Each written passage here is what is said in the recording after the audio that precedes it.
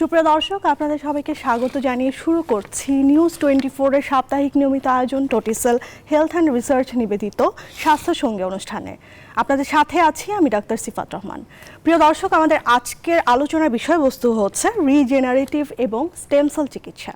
আর এই নতুন এবং গুরুত্বপূর্ণ বিষয়টি নিয়ে কথা বলবার জন্য স্টুডিওতে আজকে আমাদের সাথে আমন্ত্রণ জানিয়েছি আমাদের দেশের অত্যন্ত খ্যাতনামা দুজন চিকিৎসককে। আমাদের আজকের আমন্ত্রিত অতিথিদের সাথে পরিচয় করে দিচ্ছি। আমাদের সাথে স্টুডিওতে উপস্থিত আছেন ডাক্তার SM. Khalid Mahmud, general paediatric surgery, Bangladesh শিশু হাসপাতাল ও ইনস্টিটিউট। আমাদের সাথে আরও উপস্থিত আছেন ডাক্তার সর্দার মোহাম্মদ শাহরিয়ার জাহান, রিজেনারেটিভ ও biological medicine, Totticell health and research. প্রিয় দর্শক, আমাদের এই আয়োজনটি যেহেতু সরাসরি সম্প্রচারিত হচ্ছে, আপনারা আমাদেরকে ফোন করতে পারেন, যে কোনো প্রশ্ন করতে পারেন। যে নাম্বারটিতে ডায়াল করতে হবে সেটি টিভি স্ক্রলে একটু পরপর দেখতে পাচ্ছেন। আপনাদের দুজনকে আবার আমন্ত্রণ জানাচ্ছি। ধন্যবাদ স্যার, শুরুতে আপনার কাছেই আসছি। আপনি বাংলাদেশ শিশু হাসপাতালে কর্মরত আছেন এবং আপনি একজন পেডিয়াট্রিক সার্জন। তো নিশ্চয়ই শিশুদের ক্ষেত্রে এই যে স্টেম সেল এবং রিজেনারেটিভ যেই চিকিৎসার কথা আমরা বলছি সেটি নিয়ে আপনি কাজ করেন, সেই বিষয়ে আপনার কাছে আমি বিস্তারিত অনেক কিছুই জানবো। তো আমাদের আয়োজনের শুরুতে একটু জানতে চাচ্ছি যে স্টেম সেল বা রিজেনারেটিভ চিকিৎসা এই বিষয়টা আসলে কি? আমার মনে হয় যে অনেক সাধারণ মানুষের কাছে এই বিষয়টি অজানা। Stem cell and regenerative medicine এটা আসলে দুইটা পরিপূরক। রিজেনারেটিভ মেডিসিনের আওতায় আসলে সব কিছু হচ্ছে। সেখানে স্টেম সেল থেরাপি আছে, পিআরপি থেরাপি আছে, কার্টিলেজ রিপেয়ার, অনেক কিছুই আছে। সো সেই ক্ষেত্রে আমি আসলে বিং এ পেডিয়াট্রিক সার্জন, আমার এই ব্যাপারটা আমার মধ্যে প্রথম যেটা আসলো সেটা হলো আমি যখন ট্রেনিংয়ে গেলাম, ইন্ডিয়াতে গেলাম, ইটালিতে গেলাম। আমি ইন্ডিয়ান ট্রেনিং করার সময় দেখলাম যে বেশ কিছু অর্থোপেডিক সার্জন তারা খুব সাকসেসফুলি স্টেম সেল নিয়ে কাজ করছে। তো দেখা যায় যে নি রিপ্লেসমেন্ট যাদের প্রয়োজন হয় ওল্ড এজে, তো সেক্ষেত্রে দেখা যায় যে ওরা খুব সুন্দরভাবে এই পেশেন্টগুলোকে ম্যানেজ করছে। তখন আমার মাথায় একটা জিনিস ক্লিক করলো যে এটা বেসিক্যালি আমরা পেডিয়াট্রিক এজ গ্রুপ ইউজ করতে পারি কিনা, কারণ এটা তো রিজেনারেশনে হেল্প করবে। সো আমাদের সার্জারি, মেডিসিন বিভিন্ন ক্ষেত্রে আমাদের রিজেনারেশনের প্রবলেম হয়। তো এন্ড স্টেজ অনেক ডিজিজ আছে যেগুলি দেখা যায় যে আসলে নর্মাল যে আমাদের কনভেনশনাল ট্রিটমেন্ট পুরোটা কভার করতে পারে না, তখন আমাদেরকে এক্সট্রা সাপোর্ট দিতে হতে পারে।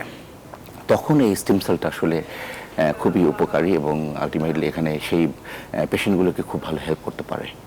তো সেখান থেকে আমার আসলে যাত্রা স্টেম সেল নিয়ে কাজ করা। আমি আপনার জার্নিটা সম্পর্কে জানবো, নিঃসন্দেহে খুবই এক্সাইটিং কিছু আমরা জানতে চাচ্ছি এবং নতুন কিছু আমরা আসলে জানবো আপনার কাছে। আমি স্যারের কাছে আসছি, যে স্যারের কাছে আমার যে প্রশ্নটা ছিল যে স্টেম সেল বা আসলে রিজেনারেটিভ চিকিৎসা, মানে এই শব্দ দুটো কিন্তু সাধারণ মানুষের জন্য অনেকটাই নতুন শব্দ।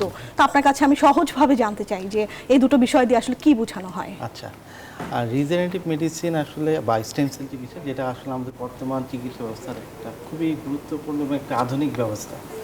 এবং এটা সবচেয়ে মজার ব্যাপার হচ্ছে রিজেনারেটিভ মেডিসিন বা যে স্টেম সেল বললাম, এর মাধ্যমে একজন রোগীর নিজস্ব শরীরে রোগ প্রতিরোধ যে ক্ষমতা আছে সেটা ব্যবহার করেই তাকে তার বিভিন্ন দীর্ঘমেয়াদী রোগ থেকে নিরাময় করা সম্ভব বা একটা ভালো অবস্থা আনা সম্ভব।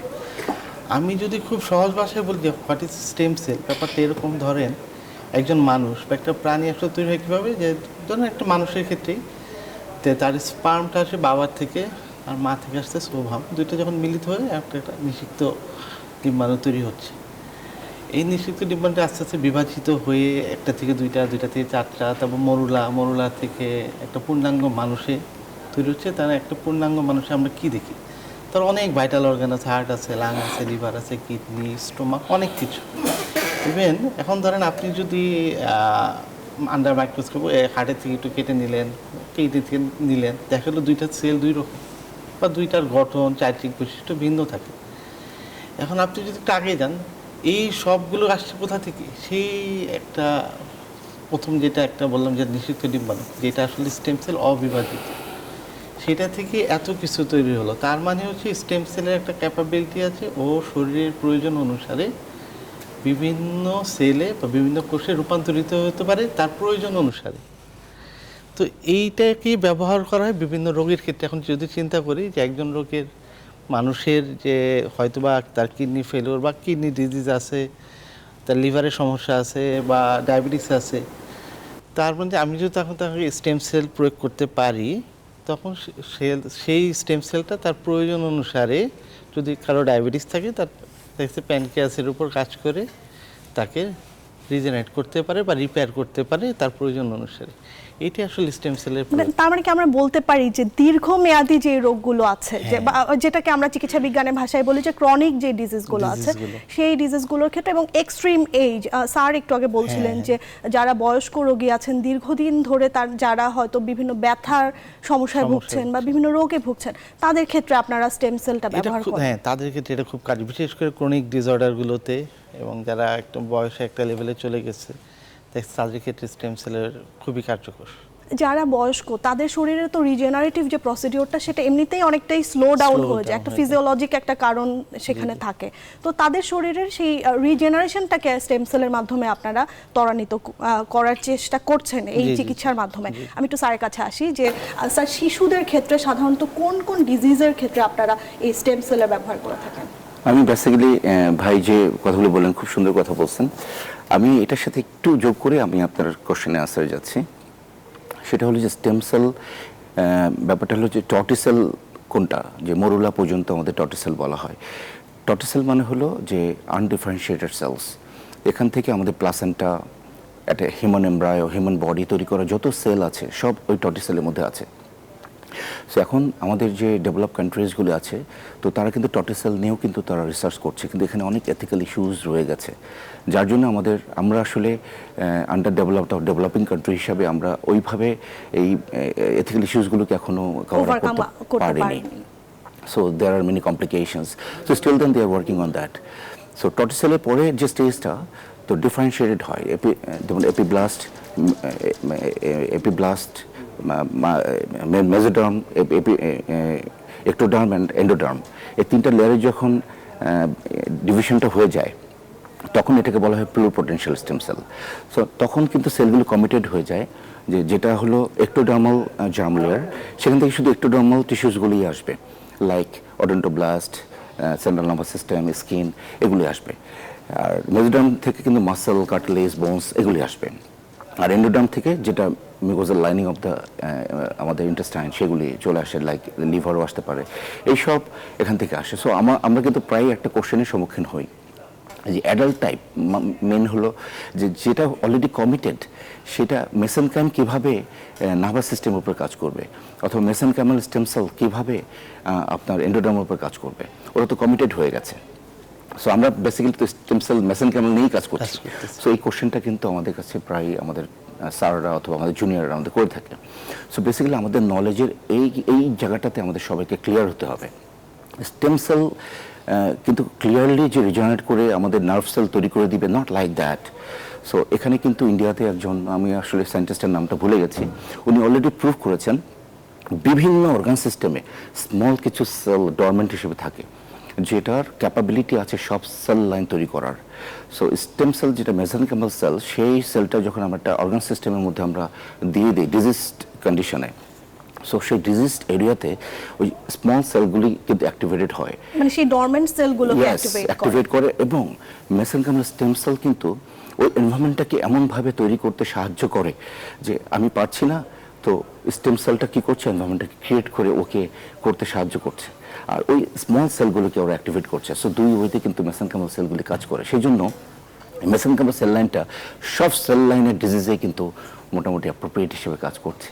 আচ্ছা, মানে এই ব্যাখ্যাটা যদি আমাদের সাধারণ মানুষের জন্য কিছুটা দুর্বোধ্য, স্যার আমি আপনার কাছে সহজভাবে জানতে চাই যে শিশুদের কোন কোন রোগের ক্ষেত্রে আপনারা স্টেম সেলের ব্যবহার করেন? শিশুদের ক্ষেত্রে বেসিক্যালি আমি বিং এ পেডিয়াট্রিক সার্জন, আমাদের অনেক ধরনের ওন থাকে, নন হিলিং ওন থাকে, অনেক মানে রিস্কি ওন, যেমন পারফোরেটেড অ্যাপেন্ডিক্স, আপনি জানেন পারফোরেটেড অ্যাপেন্ডিসাইটিসে যখন আমরা ভিতরে অনেক পাস থাকে অ্যাবডোমেনের ভিতরে, সেগুলোকে যখন বের করে নিয়ে এসে যখন আমরা রিপেয়ার করি, 40-30% ক্ষেত্রে কিন্তু আমাদের ওনটা ডিজার্ভ করার একটা পসিবিলিটি থাকে, ওন ইনফেকশন হওয়ার একটা সম্ভাবনা থাকে।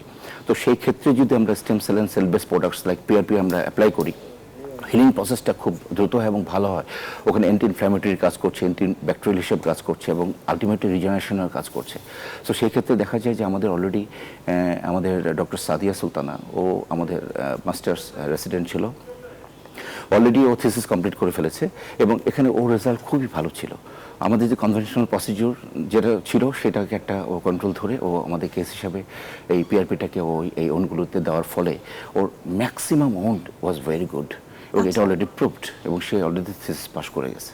আচ্ছা, স্যার আমরা জানি যে অটিজমের ক্ষেত্রেও আপনারা স্টেম সেলের ব্যবহার করে থাকেন, যে অটিজম যে ডিসঅর্ডার আছে সেটাতে যেসব শিশুরা ভুগছেন তাদের ক্ষেত্রে আপনারা সফলভাবে বেশ কিছু কেস আপনারা অলরেডি করেছেন, সে বিষয়টি নিয়ে স্যার আমি জানতে চাচ্ছি। হ্যাঁ, আমরা অলরেডি অটিজম এবং সেরেব্রাল পালসি বেশ কিছু পেশেন্টের উপরে আমরা মেসেনকাইমাল স্টেম সেল এটা দিয়েছি, যেটা স্যার বললেন একটু আগে।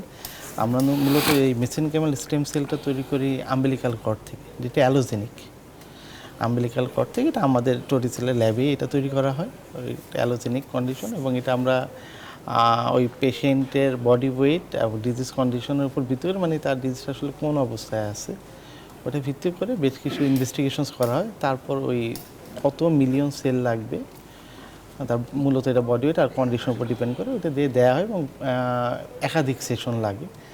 দেওয়ার পরে অলরেডি অটিজমের বেবির ক্ষেত্রে যেটা হয়েছে, আমাদের বেশ কিছু পেশেন্টের যদিও এটার আমরা ওর আরও ইমপ্রুভমেন্ট আশা করব, কারণ এটা ইট উইল টেক টাইম।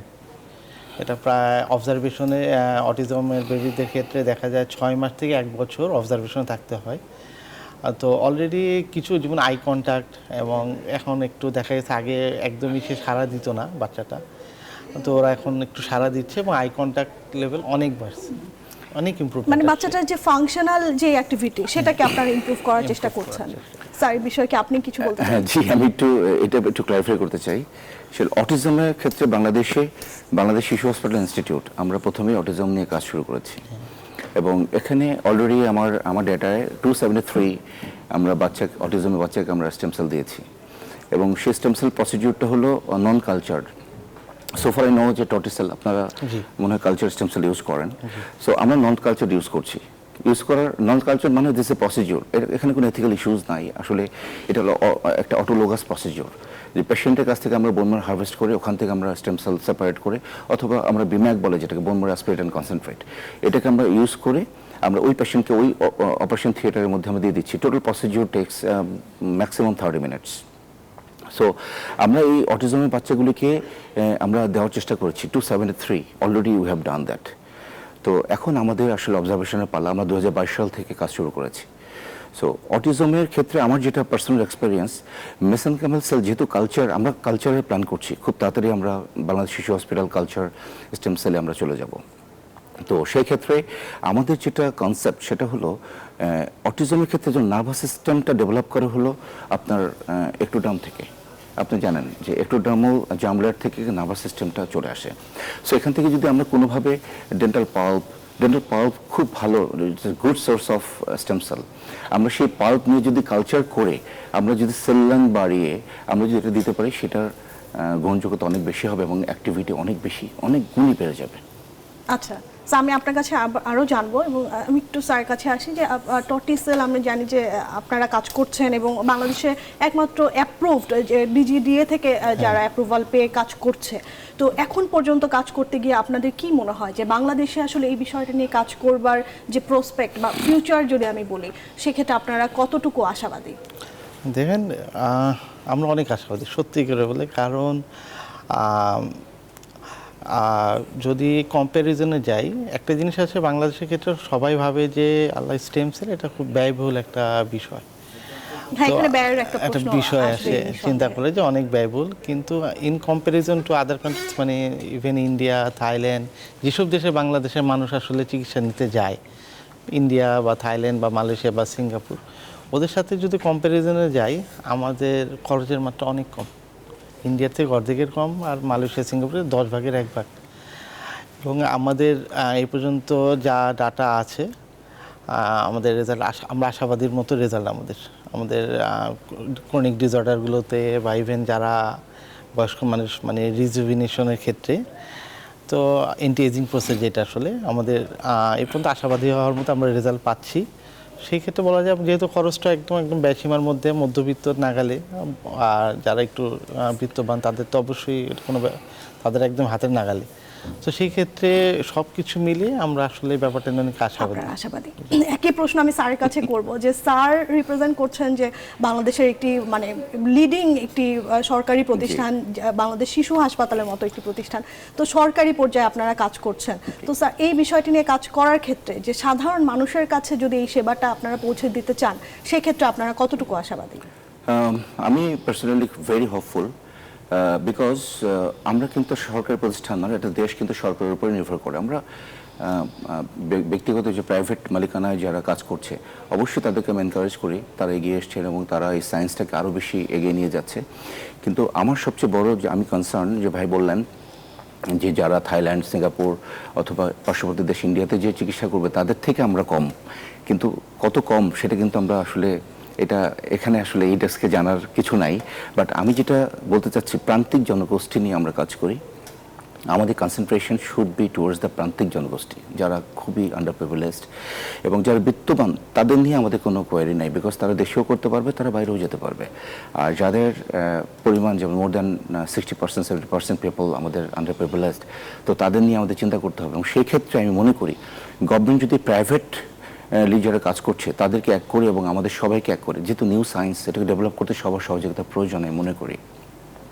তো সবাইকে এগিয়ে আসতে হবে এবং গভর্নমেন্টকে বোঝাতে হবে যে এটা কনসেপ্ট এবং এটার প্রসপেক্ট সব নিয়ে যদি আমরা আলোচনা করতে পারি গভর্নমেন্ট লেভেলে। আমি সবার সাথে আলোচনা করছি, দে আর ভেরি পজিটিভ টুয়ার্ডস আস এবং তারা বলেছে যে শুধু আমাদেরকে আপনারা টোটাল ব্যাপারটা একটু নিয়ে আসেন, তারপর আমরা সব কিছু করার চেষ্টা করব।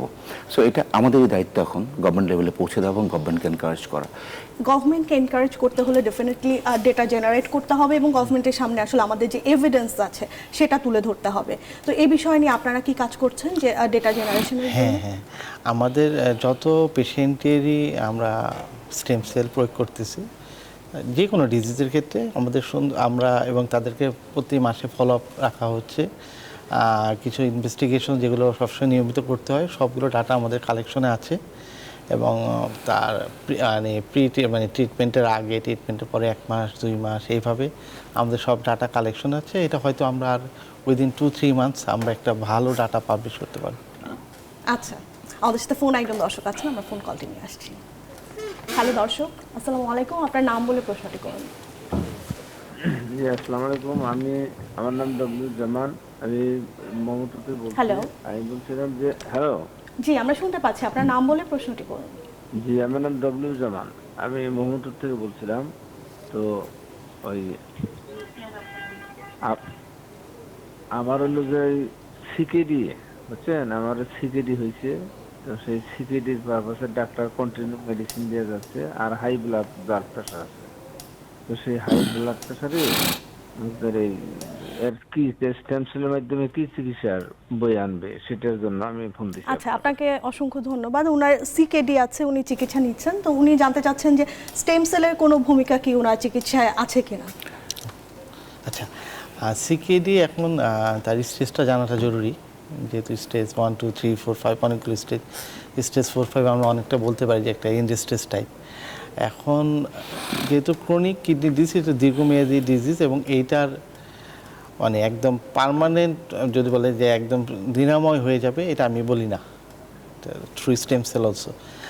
কিন্তু তার স্টেজটা যদি জানা যায় যে স্টেজ 1, 2, 3 মধ্যে যদি থাকে, তাহলে দেখা যায় স্টেম সেল প্রয়োগ করলে দেখা যাচ্ছে তার আর হয়তোবা ডায়ালাইসিস বা কিডনি ট্রান্সপ্লান্টেশন এইদিকে হয়তো আর যেতে হবে না উইদিন স্টেজ 3 মধ্যে। বাট 4, 5-এ দেখা যাচ্ছে তারা তো অলরেডি 4-5-এর স্টেজের পেশেন্টগুলোতে দেখা যাচ্ছে তারা অলরেডি ডায়ালাইসিস হয়তো পাচ্ছে। আমি তার ডায়ালাইসিসের এটা প্রভাব দেখা গেছে সপ্তাহে 3টা নেয়, এটা হয়তো কমে আসবে, মানে তার কন্ডিশন ইমপ্রুভমেন্ট আসবে।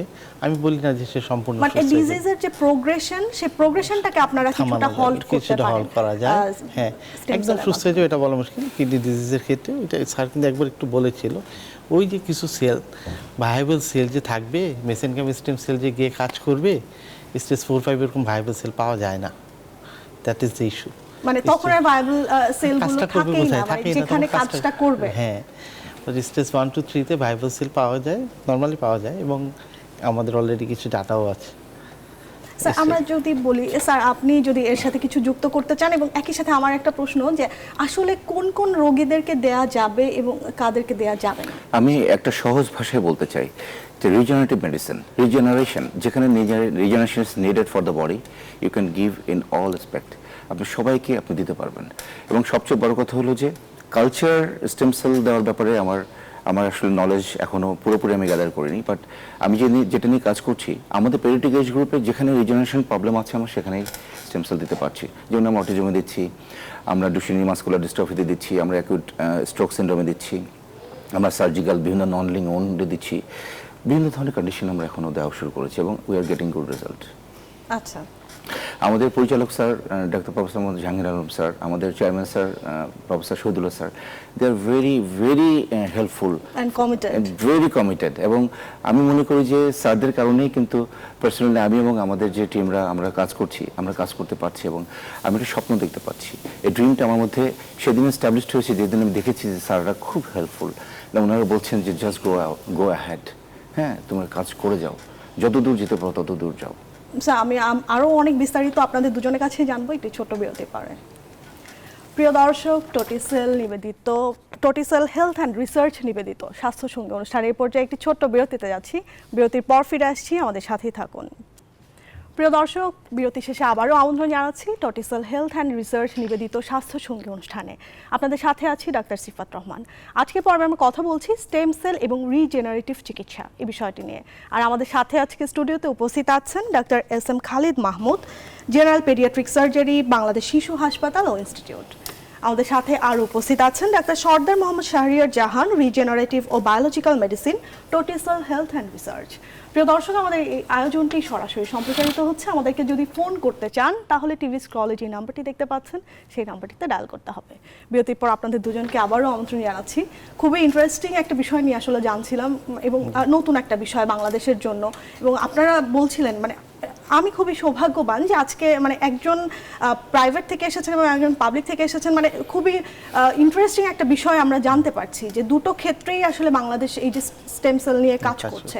এবং স্যার আপনি বলছিলেন যে টোটিসেলই হচ্ছে একমাত্র যেটা অ্যাপ্রুভাল পেয়েছে, এখানে বায়োসেফটি ল্যাবের একটা ব্যাপার আছে, তো এই বিষয়টা নিয়ে একটু বিস্তারিত বলবেন। টোটিসেল হেলথ অ্যান্ড রিসার্চ বাংলাদেশে একমাত্র অনুমোদিত সিজিএমপি ল্যাব, যেখানে আমাদের স্টেম সেল আমরা কালচার করি। আমরা এখানে দুটো পদ্ধতি অনুসরণ করি, যেটা আমরা বলি অটোলোগাস এবং অ্যালোজেনিক। অটোলোগাস মানে হচ্ছে একজন পেশেন্টের নিজের বডি থেকেই স্যাম্পল নিয়ে স্টেম সেল তৈরি করা, আরেকটা অ্যালোজেনিক হচ্ছে শরীরের বাইরে মানে অন্য কারো থেকে। ব্যাপারটা এরকম যে অটোলোগাসের অনেকগুলো সোর্স আছে। পেশেন্টের ফ্যাট সেল থেকে, যেটা আমরা বলি স্ট্রোমাল ভাস্কুলার ফ্র্যাকশন, তার বোন ম্যারো থেকে নেওয়া যায়, bone marrow concentrate, bone marrow mononuclear cell আছে। এছাড়া তার ব্লাড থেকে যেটা পেরিফেরাল ব্লাড স্টেম সেল তৈরি করা যায়। এছাড়াও ব্লাডের থেকে আরও অনেকগুলো পিআরপি যেটা আমরা বলি, প্লাটিলেট রিচ ফিব্রিন, প্লাটিলেট লাইসেট, এগুলো সবগুলো নিয়ে আমরা টোটিসেল হেলথ অ্যান্ড রিসার্চে কাজ করা হয়। এছাড়া আমাদের একটা সিগনেচার প্রোডাক্ট আছে, সেটা হচ্ছে মেসেনকাইমাল স্টেম সেল, যেটা অ্যালোজেনিক। এটা আমরা একটা নিউবর্ন বেবির আম্বেলিকাল কর্ড থেকে তৈরি করি। আম্বেলিকাল কর্ডটা কালেক্ট করে ওইটা আমাদের ল্যাবে ওটা প্রসিডিউরের মাধ্যমে মেসেনকাইমাল স্টেম সেল তৈরি করা হয়। এবং এটা আমাদের একটা সিগনেচার প্রোডাক্ট, এবং এটা বাংলাদেশে আমার জানা মতে আর কারো অনুমোদনও নেই এবং কেউ তৈরি করতে পারে না।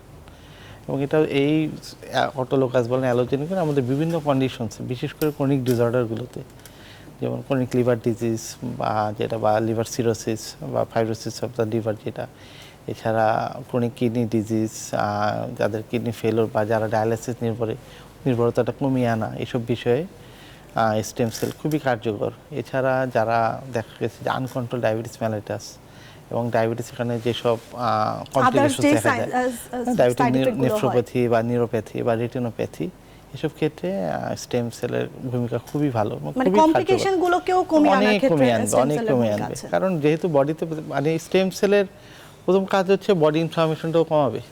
তাই আর তার মানে যেসব জায়গায় তার ইনফ্লামেশন বলতে তার যদি নেফ্রোপ্যাথি থাকে, সেই ইনফ্লামেশনটা সে কমাবে, সেখানকার টিস্যু রিপেয়ার করবে, হিলিং করার ট্রাই করে, তখন এই কমপ্লিকেশনসগুলো কমে আসে।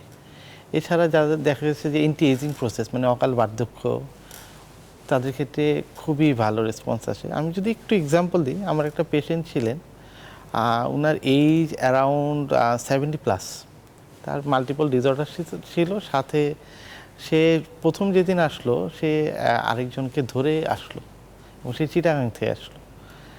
তো আল্লাহর রহমতে তার আফটার 3-4 মাস তার যখন ট্রিটমেন্টগুলো শেষ হলো, মজার ব্যাপার হচ্ছে শেষে যে সে কয়েকবার যে ভিজিটে আসলো তখন সে একলা থ্রু চিটাগাং টু ঢাকা সে নিজে নিজে একলা আসছে, একলা আবার চলে গেল।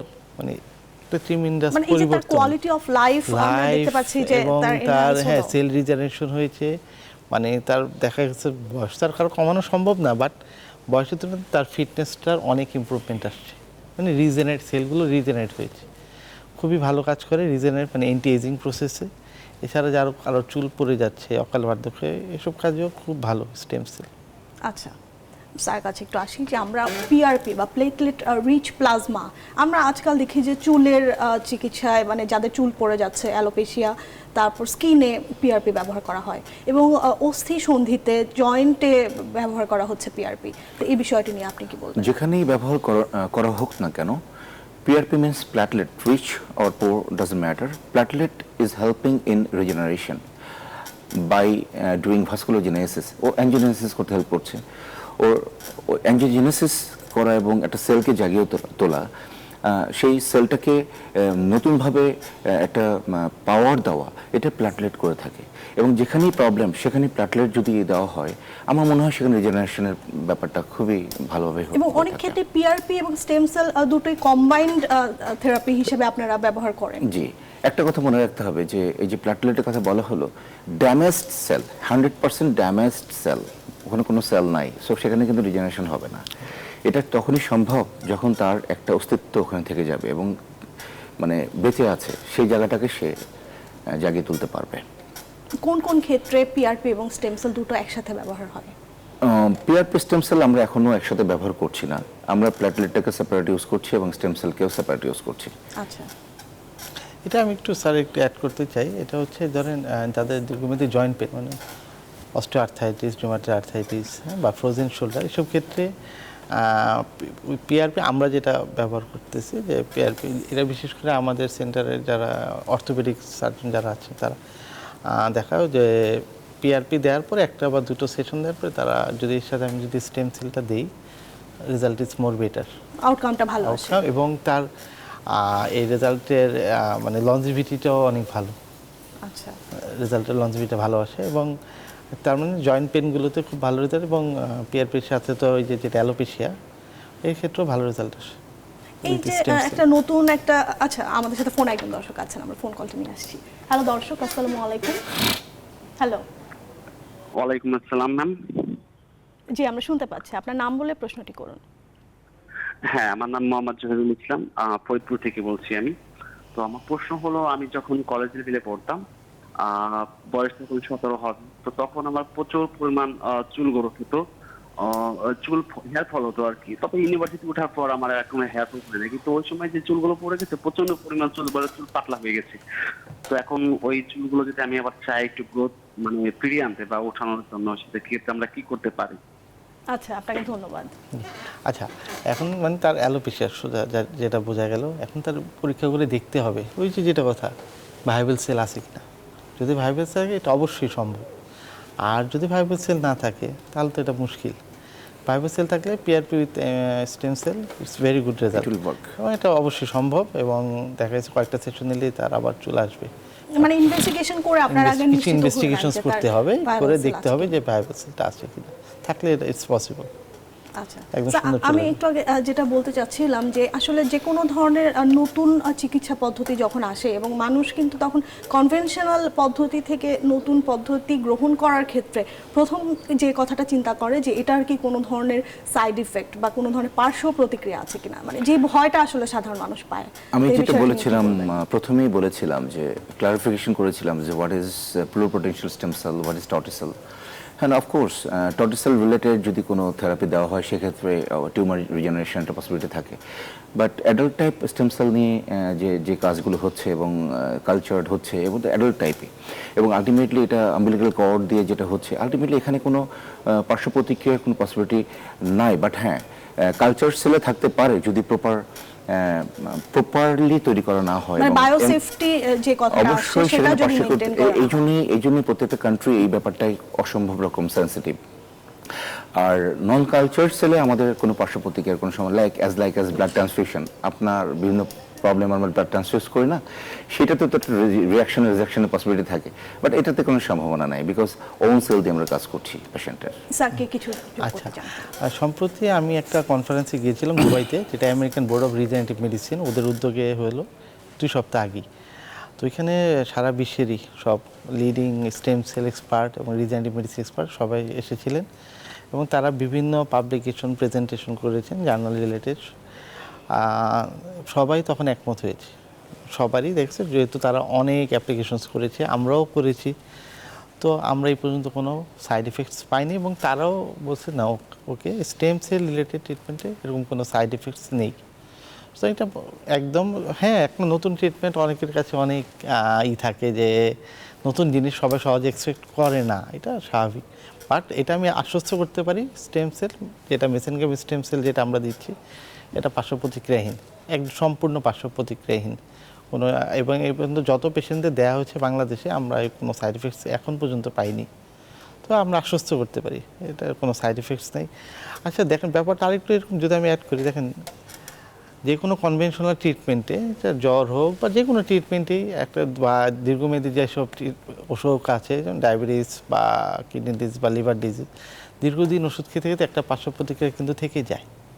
সেইখানকার প্রসপেক্টে রিজেনারেটিভ মেডিসিন আসলে মানুষকে একটা আশার আলো দেখাতে পারে, কারণ এখান থেকে ওষুধ থেকে অনেকটা তাকে ওই নির্ভরতাটা কমিয়ে আনা রিজেনারেটিভ মেডিসিন বা স্টেম সেল ট্রিটমেন্ট, কারণ এর পার্শ্ব প্রতিক্রিয়া নেই। আর একটা দীর্ঘদিন ধরে ওষুধ খেলে যে কোনো এটা কেমিক্যাল জিনিস, অফকোর্স এটার আপনার ভূমিকা অস্বীকার করার উপায় নাই, কিন্তু দীর্ঘদিন ওষুধ খেলে কিছু প্রবলেম তো থাকেই।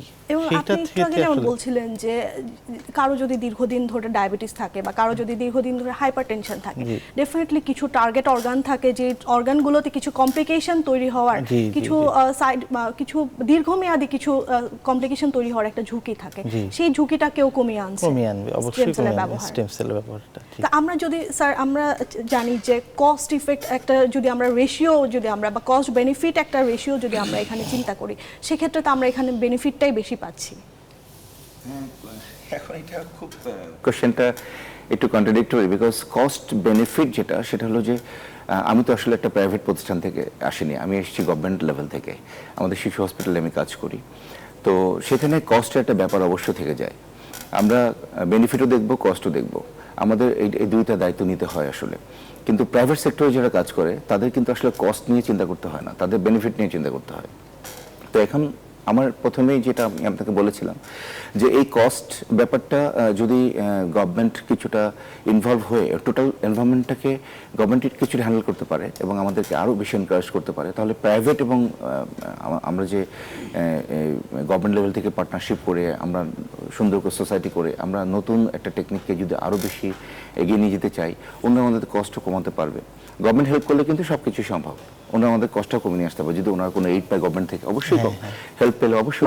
বাংলাদেশের মতো একটা মধ্যম আয়ের দেশ যেখানে আমাদের আউট অফ পকেট এক্সপেন্ডিচার এখনো প্রায় 64%, মানে যেটা আমাদের সাধারণ মানুষের জন্য আসলে অনেক বেশি। আসলে গভর্নমেন্ট এখন গভর্নমেন্টের ব্যাপারটা হলো যে মেগা প্রজেক্ট গভর্নমেন্ট করছে, আমি শিওর হেলথ সেক্টরেও মেগা প্রজেক্ট করা সম্ভব এবং হেলথ নিয়ে আমাদেরকে আরও বেশি ভাবতে হবে। আমাদের হেলথে কিন্তু আমরা কিছুটা একটু ডিফারেন্সড, আমরা সব আছে আমাদের, কিন্তু আমাদের কোথায় যেন একটা প্রবলেম আছে। তো এই ব্যাপারটাকে আমাদের আগে ফাইন্ড আউট করতে হবে এবং সব ব্যাপারকে এক করে আমাদের একটা মেগা চিন্তা করে আগাতে হবে, তাহলে হেলথ সেক্টরকে অনেক দূর নিয়ে যাবে। স্বাস্থ্য খাতে কিন্তু স্যার এখন বাংলাদেশের প্রোগ্রেস কিন্তু অনেকটাই এবং খুবই প্রশংসনীয় প্রোগ্রেস। অফকোর্স। তো আপনি স্যার বারবার যে কথাটার উপর জোর দিচ্ছেন যে পাবলিক প্রাইভেট পার্টনারশিপ, সেটার মাধ্যমে খরচটা কমিয়ে আনা সম্ভব সাধারণ মানুষের জন্য। অবশ্যই সম্ভব। আমরা আশাবাদী হতেই পারি যে সামনের দিনগুলোতে সেই সুফলটা আমরা দেখতে পাবো। অবশ্যই। আমরা একটু বিরতিতে যাব, বিরতির পর ফিরে আসছি। প্রিয় দর্শক, টোটিসেল হেলথ অ্যান্ড রিসার্চ নিবেদিত স্বাস্থ্য সঙ্গী অনুষ্ঠানের পর্যায়ে আবারও একটি ছোট্ট বিরতিতে যাচ্ছি, বিরতির পর ফিরে আসছি, আমাদের সাথেই থাকুন। প্রিয় দর্শক, বিরতি শেষে আবারও আমন্ত্রণ জানাচ্ছি টোটিসেল হেলথ অ্যান্ড রিসার্চ নিবেদিত স্বাস্থ্য সঙ্গী অনুষ্ঠানে। আজকের পর্বে আমরা কথা বলছি স্টেম সেল ও রিজেনারেটিভ চিকিৎসা বিষয়ে। আমাদের সাথে আজকে স্টুডিওতে উপস্থিত আছেন doctor S M Khalid Mahmud, general paediatric surgery, Bangladesh শিশু হাসপাতাল ও ইনস্টিটিউট। আমাদের সাথে আরও উপস্থিত আছেন ডাক্তার সর্দার মোহাম্মদ শাহরিয়ার জাহান, রিজেনারেটিভ ও biological medicine, Totticell health and research. প্রিয় দর্শক, আমাদের এই আয়োজনটি সরাসরি সম্প্রচারিত হচ্ছে। আমাদেরকে ফোন করতে চাইলে টিভি স্ক্রলে যে নাম্বারটি দেখতে পাচ্ছেন সেই নাম্বারটিতে ডায়াল করতে হবে। আপনার দুজনের কাছে অনেক কিছু জানছিলাম, তো আবারও সেই কথা একই আসবে যে আমরা আসলে ফিউচারে কি দেখতে চাই বা বাংলাদেশে আসলে কি কি করার স্বপ্ন আপনারা দেখছেন। আসলে স্টেম সেল রিজেনারেটিভ মেডিসিনের যে future endless, skies the limit. কে কত দূরে যেতে চায় এটা তার ইচ্ছা এবং পরিবেশটার উপর নির্ভর করবে। তো এই মুহূর্তে আমি যেটা পার্সোনালি ভাবছি, আমাদের অ্যাডমিনিস্ট্রেশন, আমাদের মাননীয় পরিচালক স্যারের সাথে আমার কথা হয়েছে। আমাদের কালচার স্টেম সেল আমরা অলরেডি ডেভেলপ করার একটা সিদ্ধান্ত নিয়ে নিয়েছি। কেন? বিকজ কালচার স্টেম সেল করার পিছনে অনেক পজিটিভ দিক আছে। সেটা হলো এটা স্থায়িত্ব অনেক বেশি, আমরা অনেক বেশি পরিমাণ সেল আমরা রেডিলি পাবো এবং এটা পিপলের জন্য আরও বেশি হেল্পফুল হবে। আমাদের নেক্সট যে ওয়ার্ক, আমরা কালচার স্টেম সেল ডেভেলপ করবো এবং অ্যাট দ্য সেম টাইম আমরা নিউনেট নিয়ে কাজ করব। নিউনেট হলো জন্মের পর থেকে 28 দিন পর্যন্ত বাচ্চার যে বয়স, তাদেরকে আমরা নিউনেট বলে থাকি। এবং আপনি জানেন যে আমরা যেটা নন কালচার স্টেম সেল নিয়ে কাজ করছি সেটা হলো বোন ম্যারো হারভেস্ট করছি। এখানে 24 ml বোন ম্যারো আমরা নিচ্ছি। সো সেই ক্ষেত্রে কিন্তু আসলে নিউনেটের পক্ষে সেটা নেওয়া সম্ভব হবে না। সেক্ষেত্রে আমাদের অবশ্যই এটাতে যেতে হবে, কালচারে যেতে হবে। এবং নিউনেটাল যে পিরিয়ডটা, পেরিনেটাল পিরিয়ডে যে অ্যাসফ্যাক্সিয়া থাকে, আপনি জানেন যে অনেক সময় বাচ্চারা কাঁদে না, নীল হয়ে যায় এবং তারপরে কিছুদিন পর আবার 2 ঘন্টা পরে কাঁদলো, নীলটা ভালো হয়ে গেল, কিন্তু তার ওই সময় যে ব্রেন ড্যামেজ হলো তারপর থেকে কিন্তু তার সেই বাচ্চা সিপি হিসাবে প্রেজেন্ট করতে পারে আমাদের কাছে, অটিজম হিসেবে প্রেজেন্ট করতে পারে, আরও অনেক নিউরোলজিক্যাল প্রবলেম হিসেবে প্রেজেন্ট করতে পারে। তো এটা যখন একটা জনগণ, আমাদের দেশের পিপলের মধ্যে, জনসাধারণের মধ্যে পৌঁছে যাবে যে আমরা এই কাজটা শুরু করছি, তখন বিভিন্ন হসপিটালের আম্বিলিক্যাল কর্ড যে টিস্যুটা আছে, ওই বাচ্চার গাইনোকোলজিস্ট, অবস্টেট্রিশিয়ান যিনি সিজার করেন অথবা নর্মাল ডেলিভারি করেন, উনি যখন দেখবেন যে বাচ্চাটার অ্যাসফিক্সিয়া হয়েছে, তখন ওই বাচ্চার আম্বিলিক্যাল কর্ড, ব্লাড অথবা টিস্যু, আম্বিলিক্যাল কর্ডটা আমাদের কাছে বাচ্চা সহ আমাদের হসপিটালে রেফার করতে পারে। তখন আমরা এখান থেকে কর্ড, ব্লাড অথবা কর্ড টিস্যু নিয়ে কালচার করব। ওই বাচ্চাকে যদি আমরা স্টেম সেল উইদিন 7 days দিতে পারি অথবা 14 days দিতে পারি, তাহলে দেখা যাবে যে পরবর্তী যে জটিলতাগুলো তৈরির অনেক ক্ষেত্রে হেল্প হবে, সেটা কমানো সম্ভব। I gone through different articles. এটা কিন্তু আসলে একটা সিস্টেম ডেভেলপ করার বিষয় এখানে আছে এবং এখানে কাজ করতে হলে গভর্নমেন্ট ইন্টারভেনশন অবশ্যই প্রয়োজন। আমরা যেহেতু গভর্নমেন্ট একটা হসপিটালে কাজ করছি, তো সেই ক্ষেত্রে অবশ্যই গভর্নমেন্ট এ ব্যাপারে আমাদেরকে অনেক এনকারেজ করছে এবং আমরা কাজ এগিয়ে যাচ্ছে আমাদের, এবং আমরা দ্রুত এই পর্যায়ে চলে যাবো ইনশাআল্লাহ। I am very hopeful. আমি একটু আপনার কাছে জানতে চাইছি যে পলিসি লেভেলে কোনো ধরনের রিকমেন্ডেশন কি আপনারা দিচ্ছেন কিনা? পলিসি লেভেলের রিকমেন্ডেশন হলো এই ব্যাপারটা, পলিসি মানে তো অবশ্যই জানেন, ডিজিডিএ আমরা যখন 2017 সালে ডিজিডিএতে, আমি কিন্তু একটা মেম্বার, এই যে স্টেম সেল বাংলাদেশের যে গাইডলাইন তৈরি করা হয়েছে, আপনার জানেন একটা গাইডলাইন আছে, গাইডলাইনে কিন্তু আমি একজন মেম্বার। হ্যাঁ, তো ওই গাইডলাইনটা কিন্তু আমরা তৈরি করেছি, আমি part of that guideline. So সেই ক্ষেত্রে অবশ্যই গভর্নমেন্টে এ ব্যাপারে কনসার্ন। কখন কনসার্ন হচ্ছেন, গভর্নমেন্ট আসলে এত বেশি বিভিন্ন দিকে ডাইভার্সিটি আছে, তখন ওরা কনসেন্ট্রেট করতে হয়তো বা পারে না এই ব্যাপারগুলোতে। আমরা যে স্ব জায়গায় কাজ করছি, আমরা যদি প্রত্যেকটা ইনস্টিটিউট আমরা এগিয়ে আসি, সো অফকোর্স আমরা যদি একটা রিজেনারেটিভ একটা সোসাইটি তৈরি করি, গভর্নমেন্টের কাছে আমরা যদি একটা বডি নিয়ে যাই, I am sure government will be very positive for us. আমরা যে পোস্ট কোভিড একটা এরাতে আমরা এখন বাস করছি, যে মহামারীর পরবর্তী যে বিশ্বটা, সেটা কিন্তু মহামারী পূর্বের বিশ্বের সাথে যদি আমরা তুলনা করি সেক্ষেত্রে কিন্তু ভুল হবে। তো এই সময়টাতে দাঁড়িয়ে আসলে এই যে স্টেম সেল নিয়ে আপনারা কাজ করছেন বাংলাদেশের মতো একটা উন্নয়নশীল দেশে, তো সেটা নিয়ে আপনি কি বলবেন? আচ্ছা, এখানে আসলে আমিও একইভাবে ধন্যবাদ দিতে চাই আমাদের চেয়ারম্যান স্যারকে। উনি একজন স্বপ্নবান মানুষ, মানে এটা এখন পর্যন্ত বেশিরভাগ উন্নত দেশেই এই ট্রিটমেন্টটা চালু আছে, যেহেতু এটা খুবই একদম লেটেস্ট টেকনোলজিক্যাল একটা প্রসিডিউর, সেই হিসেবে তাকে ধন্যবাদ দেওয়া যায়। এত দ্রুত আমরা এই ট্রিটমেন্টটা চালু করতে পারছি, বাংলাদেশের মতো একটা দেশে এই টেকনোলজিটা আনা, আম্বেলিক্যাল কর্ড থেকে স্টেম সেল তৈরি করা এবং পুরো বায়োসেফটি লেভেল মেনটেন করে এরকম একটা ল্যাব তৈরি করা, এটা একদম সোজা না ব্যাপারটা বললেই। সেখানে তাকে অবশ্যই ধন্যবাদ প্রাপ্ত, তার প্রাপ্তি আছে। এবং আমাদের সেলের কোয়ালিটি, যেটা বললাম, আমরা যেহেতু অন্যান্য বিভিন্ন দেশের সাথে আসলে কমিউনিকেশনস রাখতে হয় সবসময়, যে কোয়ালিটি বলেন, অ্যাপ্লিকেশনস বলেন, যাই বলেন, সেই ক্ষেত্রে আমি একদম মানে দ্বিধাহীনভাবে বলতে পারি আমাদের cell quality is very good. এটা নিয়ে এবং আপনারা ইন্টারন্যাশনাল স্ট্যান্ডার্ড স্ট্যান্ডার্ড মেনে অবশ্যই চলছেন। এটা নিয়ে আমাদের 1%-এরও মানে এটাই মানে হবে না, বিচ্যুতি হবে না, একদম ফুল স্ট্যান্ডার্ড মেনটেন করা হয়, এটা নিয়ে কোনো সন্দেহ নেই। এটার জন্য এই কারণেই দেখা যায় যে সেক্ষেত্রে আমরা খরচের দিকেও তাকাই না, মানে আমাদের প্রথম কথা হচ্ছে আগে স্ট্যান্ডার্ড মেনটেন করা, সেফটি মেনটেন করা, যাতে যেই পেশেন্টকে আমরা স্টেম সেল দেওয়া হয় সে যেন ফাইনেস্ট কোয়ালিটির সেলটা যেন পায়, সেটা আমরা মেনটেন করি। সেক্ষেত্রে আমাদের প্রতিষ্ঠানকে অবশ্যই ধন্যবাদ দেওয়া যায় এই ক্ষেত্রে। এবং আরেকটা জিনিস হচ্ছে যেটা বলা যায়, যেটা স্যার বললেন যে যদি সরকারি এবং প্রাইভেট সেকশনে একটা কমিউনিকেশনস করা যায় তাহলে তো কাজটা আরও ভালো হবে, এবং কোলাবোরেশনের মাধ্যমে আমরা কিন্তু collaboration সাধারণ মানুষের কাছে সেবাটা পৌঁছে দিতে পারি। জি জি জি, এটা একটা ভালো জায়গা, যে এটা যদি করা যায় তখন দেখা যাচ্ছে অনেকে আরও এটা আরও সাধারণভাবে ছড়াই গেলে সবাই পেলো যাদের প্রয়োজন আর কি, সেক্ষেত্রে তো রেজাল্ট আরও ভালো আসবে। যদি জানতে চাই যে কি কি চ্যালেঞ্জ আপনারা ফেস করছেন, যেহেতু এখনো পাবলিক অ্যাওয়ারনেসটা কিন্তু আমাদের দেশে ওই লেভেলে হয়নি, অ্যাওয়ারনেস সৃষ্টির জন্য আপনারা কি কি করছেন এবং কি কি ধরনের চ্যালেঞ্জ ফেস করছেন? আমাদের চ্যালেঞ্জটা এখন প্রাইমারি স্টেজে আমার মনে হয় যে ক্লিনিশিয়ানরাই।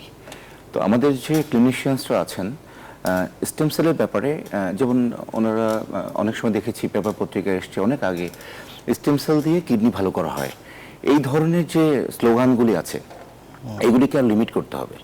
এবং বেসিক্যালি যারা সিকেডি নিয়ে কাজ করছে তাদেরকে কনভিন্স করতে হবে তাদের কাজটা কোথায় এবং তারা কোন চ্যালেঞ্জ ফেস করছে, এবং তার ডায়ালিসিস চলছে, ডায়ালিসিস পেশেন্ট নিবে না, স্টেম সেলে সাহায্য করে ডায়ালিসিস পর স্টেম সেল অথবা ট্রান্সপ্লান্টে যাবে কি যাবে না, স্টেম সেল কতটুকু তাকে হেল্প করতে পারবে, এটা আমার মনে হয় ক্লিনিশিয়ানদের আগে কনভিন্স করতে হবে। সো আমার মনে হয় এটা একটা বিগ চ্যালেঞ্জ, যে যে সেকশনে স্টেম সেলটা ইউজ হবে হেপাটোলজিস্টকে কনভিন্স করতে হবে যে যে লিভার টিস্যু রিজেনারেশনে স্টেম সেলটা কতটুকু উপকারী হবে, কাজ হবে, এবং তারা কাজ করছে কত পার্সেন্ট কাজ করছে, এটা এভিডেন্স বেসড হতে হবে, আদারওয়াইজ এটা ফ্লেয়ার আপ করবে না। আপনি কিছু বলতে চান? কারণ এটা কথা সত্যি, এই আসলে আমাদের দেশে একটা প্রবলেম হচ্ছে, মানে আমি আবার বলছি আমাদের টোটিসি হেলথ অ্যান্ড রিসার্চ বাংলাদেশের সরকার অনুমোদিত একমাত্র প্রতিষ্ঠান এবং প্রথম প্রতিষ্ঠান, এবং এটা ডিজিডিও অ্যাপ্রুভড। কিন্তু বাংলাদেশে কিন্তু আরও অনেক প্রতিষ্ঠান আছে স্টেম সেল অনেক শুনতেছে এখন। এর ফলে অনেকের মনে একটা কনফিউশন ঢুকছে যে ওর অ্যাপ্লিকেশনসটা অনেকে জানে না, না জেনেই প্রয়োগ করতেছে, যে বলতেছে ওই যে স্যার যেটা বললেন যে সিকেডি স্টেজ 5, সে বলছে কিডনি ভালো করে, ইটস নট পসিবল।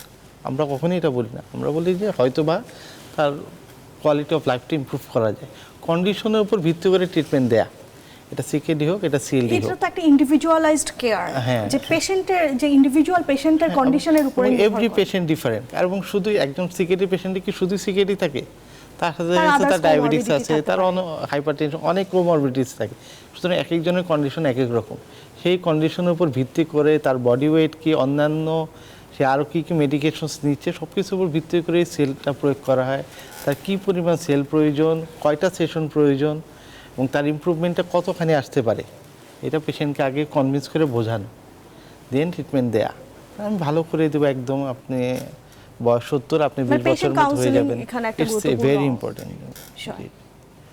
পাশাপাশি আরেকটা ব্যাপার আছে, সেটা হলো যে proper selection of stem cell is very important. আমরা শুধু এমএসসি নিয়ে কাজ করছি, মেসেনকাইমাল স্টেম সেল, সো আমাদেরকে আসলে বুঝতে হবে যে ডিজিজ লেভেলটা কোন লেভেলের, থেকে মানে অরিজিন করেছে অর্গানটা, যে অর্গান ড্যামেজ হয়েছে, যেমন কিডনি অর্গান সিস্টেম তৈরি হয়েছে মেজোডার্ম থেকে।